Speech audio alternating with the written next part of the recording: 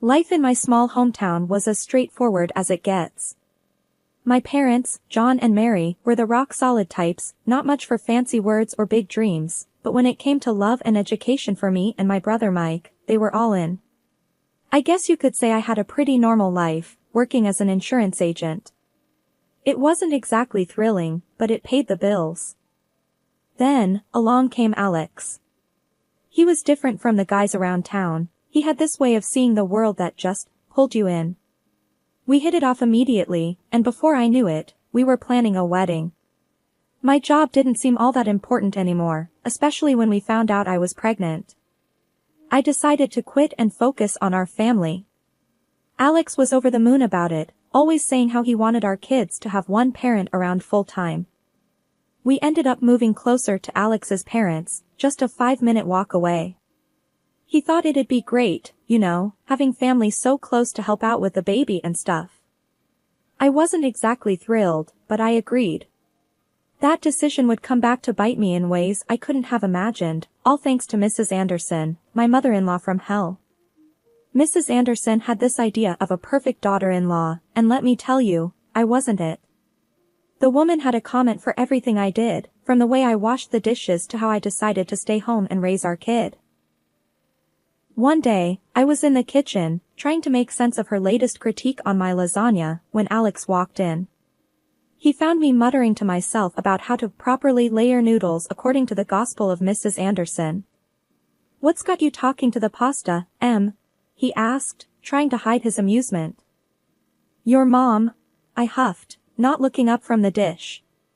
"Apparently, I can't even make lasagna right. It's too, what did she call it? Unorthodox." Alex sighed, wrapping his arms around me from behind. "Don't let her get to you.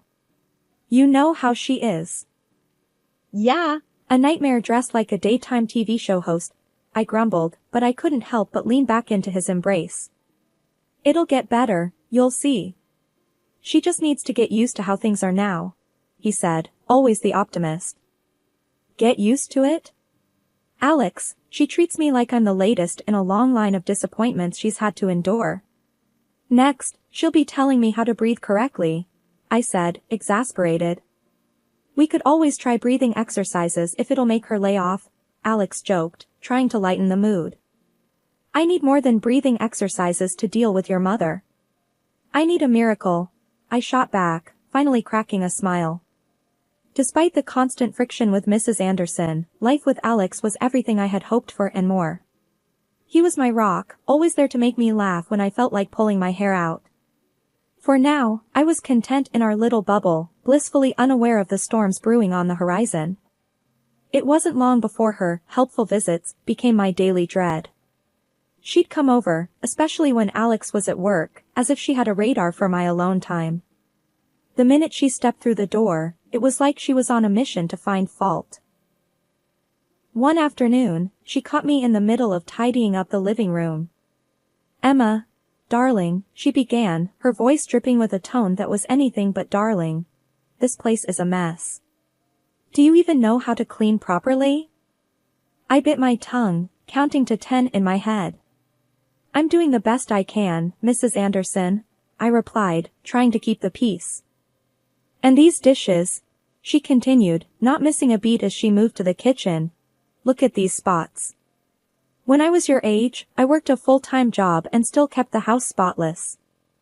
There it was, the age-old lecture on how I was doing everything wrong. I clenched my jaw, feeling my frustration rise. "Times have changed, Mrs. Anderson. I do work, taking care of your grandson and this home. That's no excuse for living off my son and wasting his money," she snapped back, her words like venom. I had heard enough. "Look, I appreciate your concern, but I'm not idling. Alex and I agreed on this arrangement.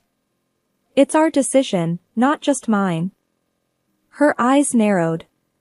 "A real woman knows how to balance work and home. You're just taking the easy way out."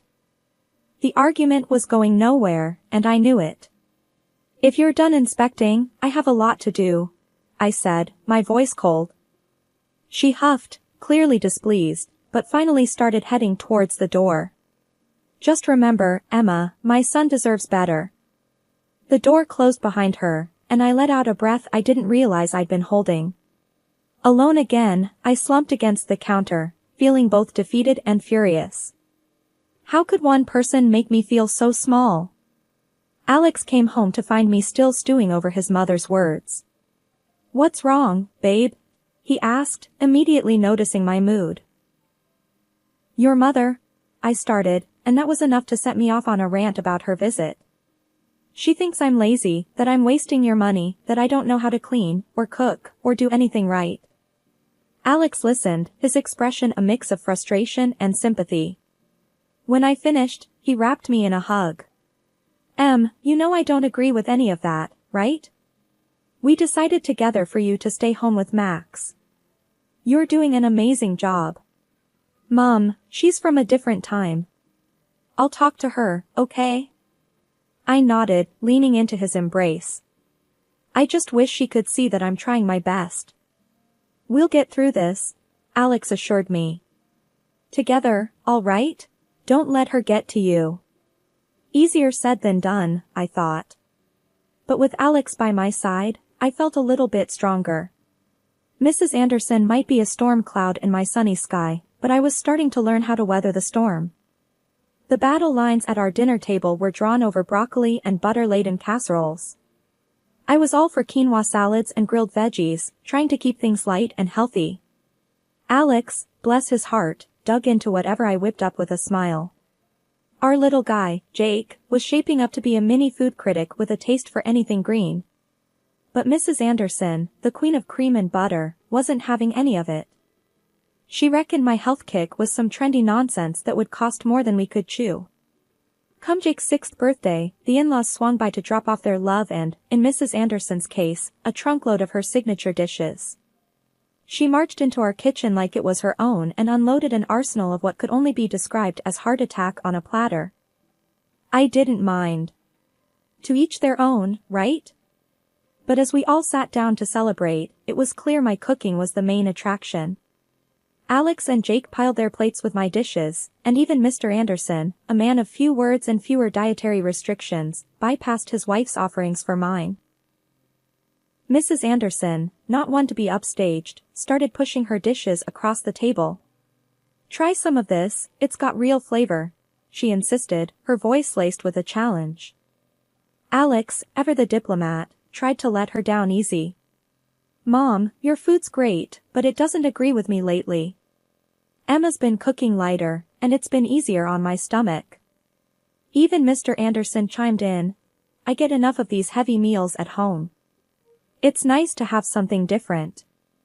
You could see the storm brewing in Mrs. Anderson's eyes. She was about as pleased as a cat in a bath. Without another word, she stood up, her cheeks a shade of tomato, and made some excuse about forgetting something in the oven at home. She was out the door before dessert, leaving a cloud of tension in her wake. After the door clicked shut, Alex let out a low whistle. "Well, that went smoothly," he said, sarcasm thick in his voice. We all shared a laugh, but I couldn't shake the feeling that this was far from over. Mrs. Anderson had a way of holding grudges like they were prized possessions. As the evening wound down, and we said goodbye to the last of the guests, I caught Alex watching me with a look that was half admiration, half concern. "You okay?" he asked, wrapping an arm around my shoulders. I leaned into him, the chaos of the day melting away. "Yeah, I'm good. Your mom might be a hurricane, but I've got my storm shelter right here." He chuckled, kissing the top of my head. "That's my girl. Just remember, we're in this together. Team us against the world." "Yeah, team us," I echoed, feeling a surge of confidence. Mrs. Anderson might think she could rain on our parade, but together, Alex and I were a force to be reckoned with. And if that meant weathering a few storms along the way, so be it.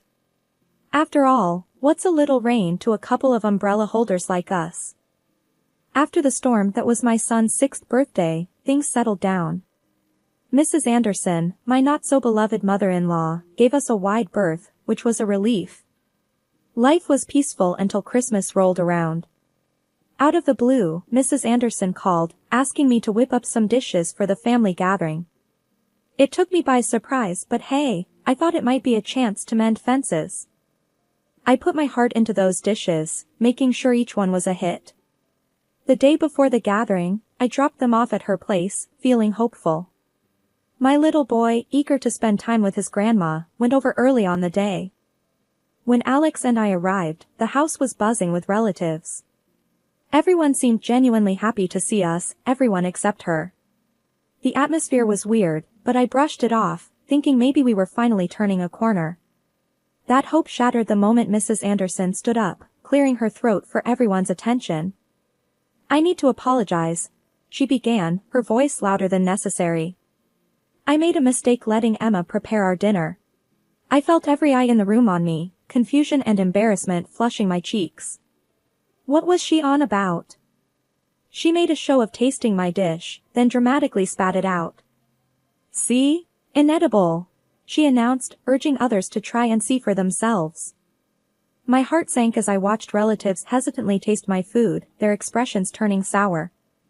It didn't make any sense. I'd tasted those dishes, they were fine.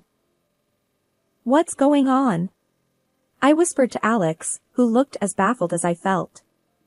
He shrugged, at a loss. I don't know, Em. This isn't right. Mrs. Anderson was basking in the drama, a smug look on her face as she watched the scene unfold.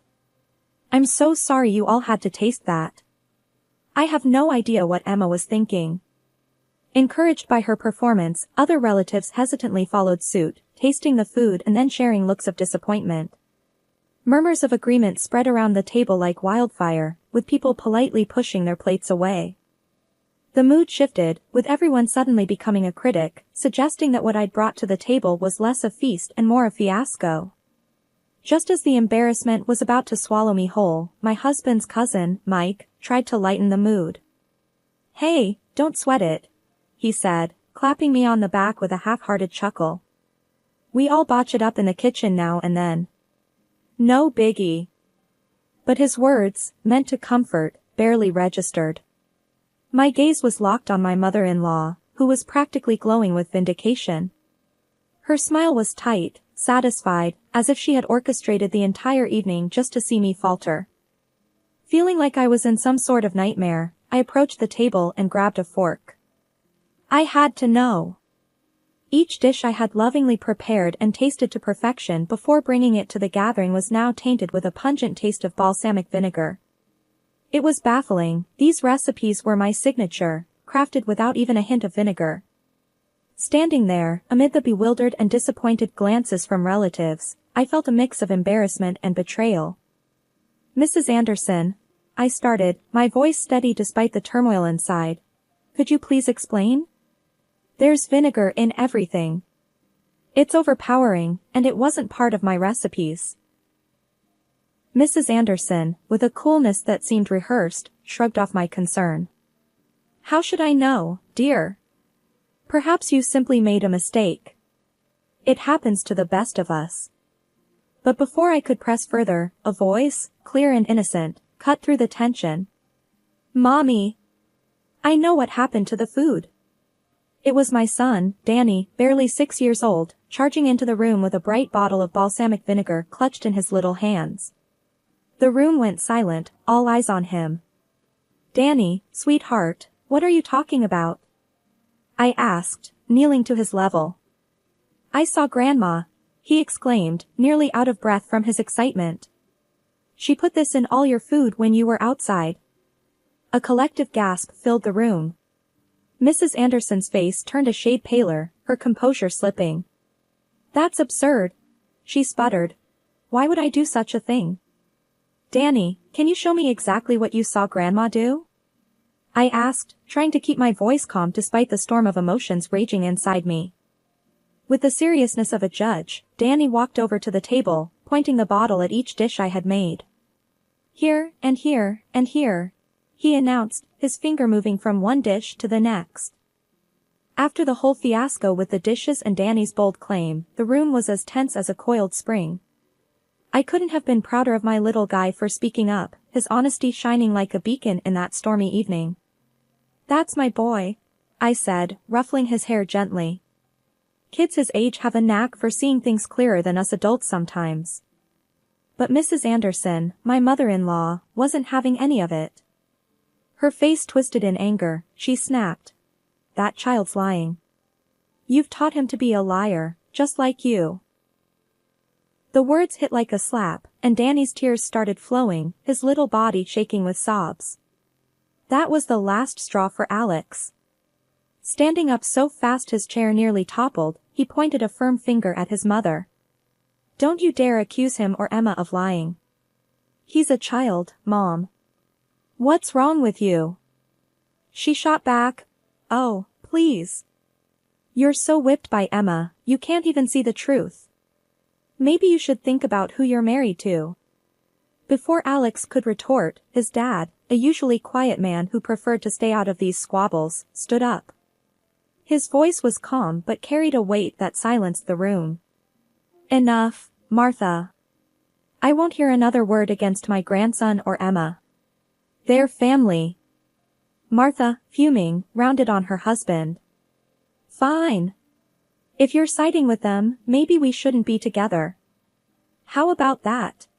To everyone's shock, he simply nodded. "Maybe you're right. If this is how you treat family, I don't want any part of it. I want a divorce." The room went silent, the air thick with disbelief.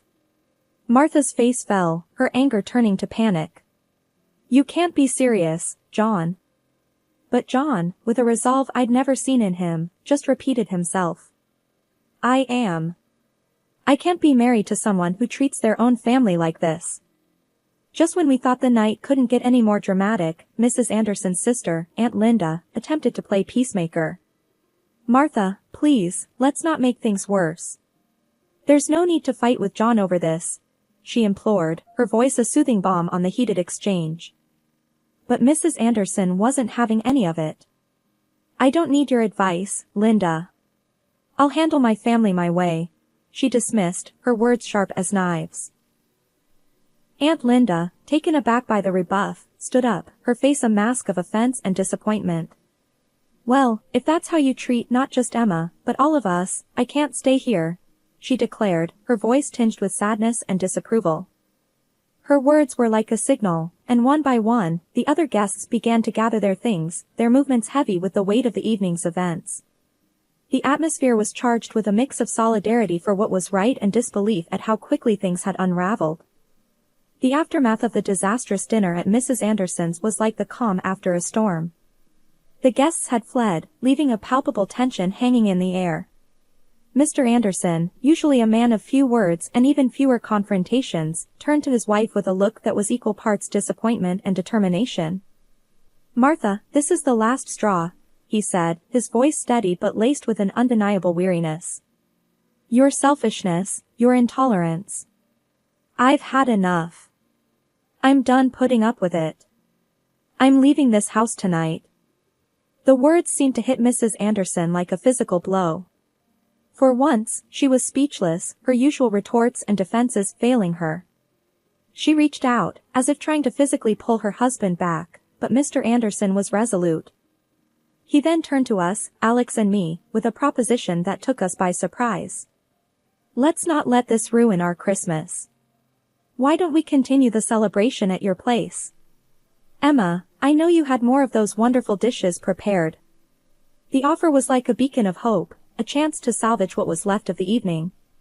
"Absolutely, we'd love to have everyone over," I replied, my heart swelling with gratitude for the unexpected solidarity. In a flurry of activity, I called the guests who'd left, explaining the sudden change of venue and inviting them to join us at our house. To my relief and delight, everyone agreed, their spirits lifted by the promise of a more welcoming atmosphere. As we all reconvened at our home, the earlier tension seemed to melt away, replaced by warmth and laughter. The living room was filled with chatter and the clinking of glasses, as I brought out dish after dish of the food I'd originally prepared with so much love. The compliments flowed as freely as the wine, and I couldn't help but feel a sense of pride and vindication. Alex and his father pitched in, making sure everyone was comfortable and well-fed, while Danny, ever the center of attention, regaled our guests with tales of his school adventures. It was, against all odds, turning into a wonderful Christmas. As the evening drew to a close, and our guests started to leave, each one made a point to thank us for the lovely time, their earlier discomfort forgotten. Mr. Anderson stayed behind, helping us clean up, his earlier resolve softened by the evening's successes but still determined to follow through with his decision. Mrs. Anderson, meanwhile, spent the night alone, a consequence of her actions and choices. It was a somber reminder that the spirit of Christmas, of family and togetherness, couldn't be forced but had to be nurtured with kindness and understanding. That Christmas, while it started with division and discord, ended with unity and joy. It was a testament to the strength of family, not just the one we're born into but the one we choose and build through our actions and compassion. And as I looked around at the happy faces of our impromptu gathering, I knew that, despite everything, we had indeed had a great evening. In the wake of the Christmas upheaval, life took a turn I never would have guessed. Mr. Anderson went through with the divorce, leaving Mrs. Anderson on her own. Then, out of the blue, she called me, her voice a mix of desperation and hope, asking if I could somehow bridge the gap between her and Mr. Anderson. I just can't. I told her firmly, my mind flashing back to the pain in my son's eyes when she called him a liar. What you did to Danny, to all of us. I can't just forget it. So, there she was, moving out of the house she'd lived in for years, into a rented apartment that was a far cry from the comfort she was accustomed to. Her savings were thin, and the allowance from Mr. Anderson barely covered the essentials. Last I heard, she'd started working part-time at a local store, a reality she never imagined for herself. One evening, while Alex and I were clearing up after dinner, I brought it up. Can you believe she's working at the store now? I mused, not sure how to feel about it. Alex leaned against the counter, drying a plate. Yeah, I heard. Hard to believe, right? But, honestly, it feels like karma in a way. Her actions, everything that led to this. It's like she's finally facing the consequences. I nodded, the sponge in my hand pausing on a stubborn spot. I do feel bad, on some level. But then I remember Danny's face that night, and my sympathy just fades. Yeah, Alex sighed, setting the plate aside. It's a tough situation all around. But she did bring it on herself. All those years of bitter comments and manipulative behavior. It's sad, but maybe this will be a wake-up call for her. We shared a quiet moment, the complexity of family ties weighing heavily between us. Do you think she'll change? I asked, genuinely curious about his take. Alex shrugged, a hint of sadness in his eyes. I hope so, for her sake. But people only change if they want to, not because we want them to. All we can do is move forward and make sure our little family stays strong, surrounded by love and respect. His words, simple yet profound, resonated with me. The saga with Mrs. Anderson was a stark reminder of how fragile relationships could be, and the importance of nurturing them with kindness and honesty. As we finished up in the kitchen and settled down for the evening, I felt a sense of peace. Despite the trials, our family had emerged stronger, more united. The future was uncertain, but as long as we had each other, we could face whatever came our way with grace and resilience.